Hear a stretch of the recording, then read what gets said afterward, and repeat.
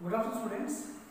Last time हम definite integrals कर रहे थे, आज हम उसके ऊपर करेंगे नेक्स्ट क्वेश्चन। तो आज का हमारा बहुत ही इंपॉर्टेंट क्वेश्चन है, हमें इंटीग्रेट करना है r to infinity gmn upon x cube. It's a very important question according to examination point of view. ये बहुत ही एक इंपॉर्टेंट क्वेश्चन है। इस क्वेश्चन को हमें एवेल्युएट करना है। अब इंफिनिटी क्या है? Not defined. Infinity means not defined. तो अब हम इसको करेंगे किस तरीके से? देखिए, अब हमारे पास देखिए जो इंटीग्रेशन हो रही है वो हो रही है विद रिस्पेक्ट टू x। ठीक है, हमारी इंटीग्रेशन है विद रिस्पेक्ट टू x। तो हम क्या करेंगे, इसमें निकालेंगे gmn को कॉमन ले लेंगे, आएगा r से इंफिनिटी 1/x² और dx। ठीक है, यहाँ से gmn एज इट इज, ये आ जाएगा r से इंफिनिटी x - 2 dx। ठीक है, यह आएगा gmn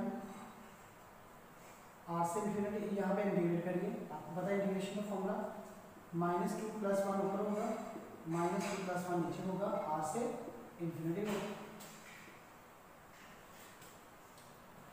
यहाँ से बच जाएगा gmn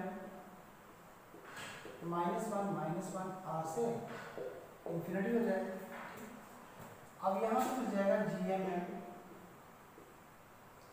ये माइनस आ गया यहाँ पर 1/x r से इंफिनिटी। ठीक है, अब आपने अपर लिमिट पुट करनी है। यहाँ gmn अपर लिमिट पुट करोगे 1/∞ -1/r।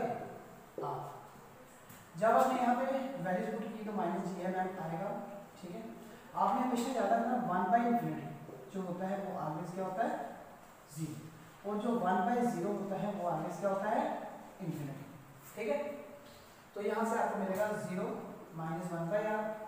अब मल्टीप्लाई करोगे तो माइनस प्लस हो जाएगा gmn/r।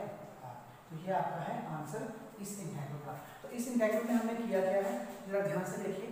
इस इंटीग्रल में हमने क्या किया है, हमारे पास क्वेश्चन था r से इंफिनिटी। ठीक है, लोअर लिमिट हमारी r है, अपर लिमिट हमारी इंफिनिटी है। ठीक है, तो क्वेश्चन था gmn/x²। तो यहाँ पर हमने क्या किया, हमने पहले कांस्टेंट टर्म जो थे, कांस्टेंट टर्म यहाँ पे g यूनिवर्सल कांस्टेंट था, m मास ऑफ अर्थ था और स्मॉल m था। एक्चुअली ये न्यूटन लॉ ऑफ ग्रेविटेशन जो आप लोगों ने 9th में पढ़ा होगा, अभी 11th में पढ़ोगे आप लोग। तो यहाँ पे आपने इनको, क्योंकि ये कांस्टेंट टर्म्स थी, इन कांस्टेंट टर्म्स को आपने क्या किया? कॉमन ले लिया, क्योंकि कांस्टेंट टर्म कभी इंटीग्रल के अंदर नहीं रहती, बाहर निकल। कांस्टेंट टर्म और यूनिफॉर्म टर्म, यूनिफॉर्म टर्म होगी तो वो भी नहीं आ सकती। यूनिफॉर्म टर्म का एक्चुअली में जो यूनिफॉर्म टर्म्स होती हैं वो चेंजेबल हो सकती हैं, बट जो कांस्टेंट टर्म है that can never be change. तो यहाँ पे आपने इसको कॉमन लिया, 1/x² dx आ गया। r टू इंफिनिटी x को ऊपर लेके गए, डिनोमिनेटर में था, इसको न्यूमरेटर में लिखा, पावर -2 आएगा।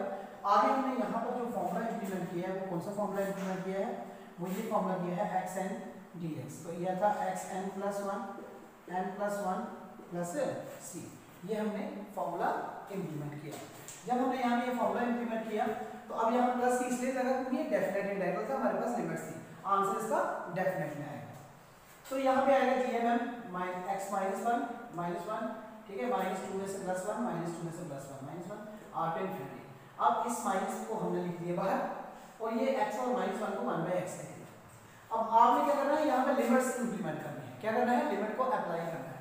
लिमिट को जब आप अप्लाई करोगे तो यहाँ अपर लिमिट पुट करनी है, पहले अपर लिमिट पुट करनी है, फिर माइनस लोअर लिमिट पुट करनी है।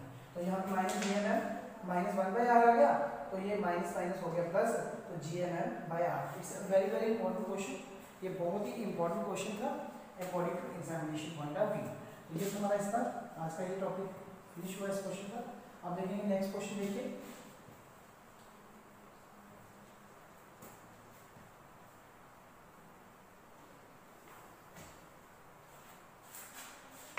क्वेश्चन आया पहले B a to b log of x/x dx। अगर इस तरह का क्वेश्चन आया, ठीक है, आपके पास लिमिट है, लोअर लिमिट a है, अपर लिमिट b है, आपने इसको एवेल्युएट करना है। आपने क्या करना है, यहाँ पे एक्चुअली तो सब्स्टिट्यूशन मेथड लगेगा, पुट कर देना है, लेट कर दो z dr पुट कर देना है log x।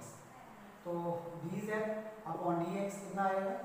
1/x, क्योंकि log x की डेरिवेटिव होता है 1/x। तो dz कितना आ जाएगा? dz आ जाएगा 1/x × dx।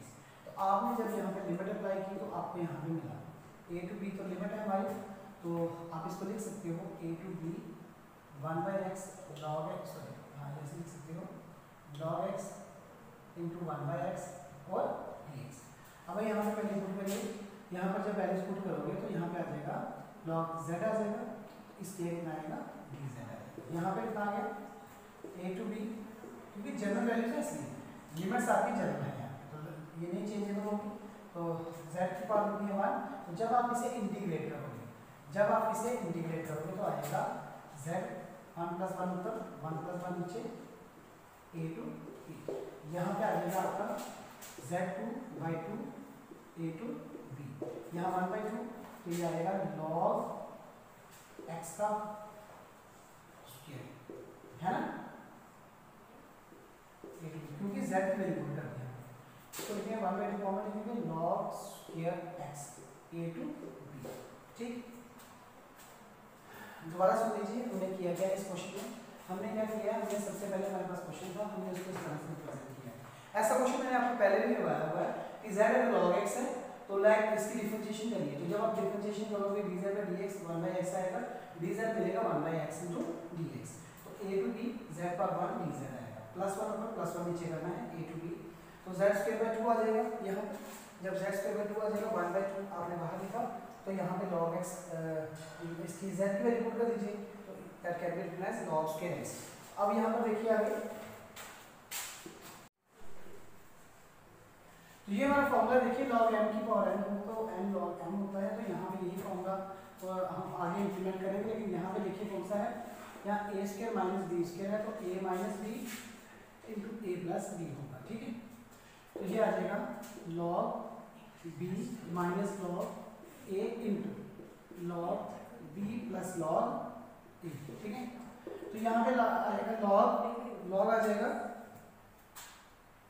यहाँ पे फॉर्मूला है log m minus log m का, तो ये आएगा log m/n, इसको लिखेंगे log b/a, तो इंटू साथ में इसके आपके पास इसको पता है कि इसके साथ 1/2 भी चल रहा था हमारे साथ, तो यहाँ पे 1/2 है b/2, ये log फॉर्मूला है log m इंटू n का, ये आएगा log m plus log n। ठीक है, तो ये आएगा log b इंटू a। ठीक है, तो यहाँ पे आप आंसर कर सकते हो। ये मैंने 3 फॉर्मूले जो हैं, ये मैंने 3 फॉर्मूले आप लोगों को इसलिए बताए हैं क्योंकि ये लॉगरिथमिक फॉर्मूलाज हैं और ये फॉर्मूला बहुत सारे ऐसे क्वेश्चन हैं यहाँ पे इम्प्लीमेंट होते हैं, तो इसलिए हमने आपको ये बताया कि 1/2 log तो साथ में था log अपर लिमिट पुट की माइनस लोअर लिमिट पुट की, पुट करने के बाद यहाँ पे स्क्वायर था तो यहाँ पे फॉर्मूला लगा दिया, फॉर्मूला लगाने के बाद log b minus log a आ गया into log b plus log a आ गया, तो ये log m minus log m, तो ये आ गया log m/n। ठीक है, और ये log m प्लस n था log n था, तो ये आ गया log